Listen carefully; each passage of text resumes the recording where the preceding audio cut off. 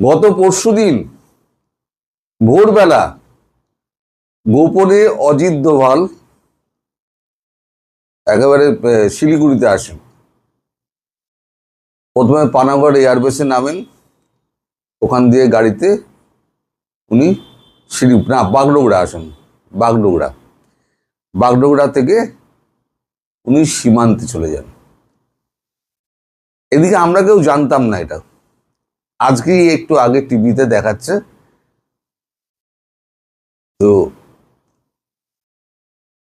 ভোরবেলাতে কাউকে না জানিয়ে আমাদের পশ্চিমবঙ্গের মুখ্যমন্ত্রী শুভেন্দু অধিকারীও বাগডোগরা দিয়ে রওনা হয়ে যান বিএসএফ এর পাঠানো একটি প্লেনে। তারা দুজনে একসঙ্গে বর্ডার পরিদর্শন করেন, বিএসএফ এর সঙ্গে কথা বলেন, সেনাকর্তাদের সঙ্গে কথা বলেন, বিভিন্ন ম্যাপ দেখেন, বাংলাদেশের ভেতরের কোথায় কোন জায়গা আছে, কোন এলাকা, কোন নদী, এই সমস্ত দেখেন। দেখে ওখান থেকে ক্যাম্পে, সেনা ক্যাম্পে ওখানে মিটিংয়ে বসেন। একটি গুরুত্বপূর্ণ তথ্য হচ্ছে, যেহেতু ব্যাপারটা পশ্চিমবঙ্গের এবং কেন্দ্রের এবং রাজ্যে দুটোই যখন বিজেপি সরকার, তাই কেন্দ্রীয় ওনাকে কি বলবো, আমি তো ওনাকে বলা যায় না যে উনি মন্ত্রী পর্যায়ে, ক্যাবিনেট মন্ত্রী পর্যায়ের, কিন্তু প্রধানমন্ত্রীর বার্তা তিনি নিয়ে এসছেন। তিনি বলেছেন যে পশ্চিমবঙ্গের মুখ্যমন্ত্রীর সঙ্গে কথা বলে যদি তৎকালীন কোনো কথাবার্তার দরকার হয়, পশ্চিমবঙ্গের মুখ্যমন্ত্রীর সঙ্গে কথা বলে নিয়ে উনি কাজটি করতে পারেন। পশ্চিমবঙ্গের মুখ্যমন্ত্রী তো ভীষণ কড়া, শুভেন্দু অধিকারীর নাম শুনলে এখন সব কাঁপে। এই 2 মাস 2.5 মাসের সরকার, আজ বিকেলবেলা আমি একটা সন্ধ্যেবেলা খবর করব, সেটা হচ্ছে পশ্চিমবঙ্গে লাইভ এনকাউন্টার। একটি মুসলিম মেয়েকে, এটি হিন্দু যুবক, সে ধর্ষণ করে তাকে পানাপুকুরে চুবিয়ে মেরে দিয়েছিল। গতকাল রাতে তার এনকাউন্টার হয়ে গেছে। সেই খবরটা এখন সবে চলছে। আমি এই খবরটা করে সন্ধ্যেবেলা ওই খবরটা করব। তো এখন হঠাৎ তিনি ম্যাপ ট্যাপ নিয়ে বসলেন কেন? ম্যাপ নিয়ে কি তাহলে কি কোনো অ্যাকশন হবে? সেই প্রশ্ন এখন চারিদিকে ঘুরে বেড়াচ্ছে। এখন বিশেষজ্ঞরা সব বসে গেছেন টিভিতে লাইন দিয়ে,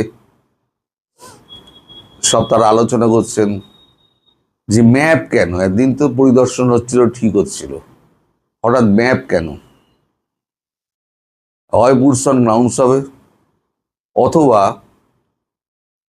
এলাকা দখলের কোনো রকম রয়েছে, পরিকল্পনা রয়েছে।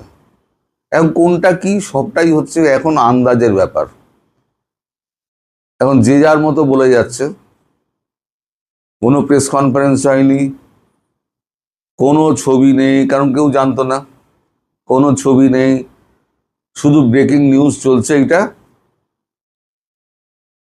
আর বলা হচ্ছে যে সামনে কোনো একটা বড় ঘটনা ঘটতে যাচ্ছে।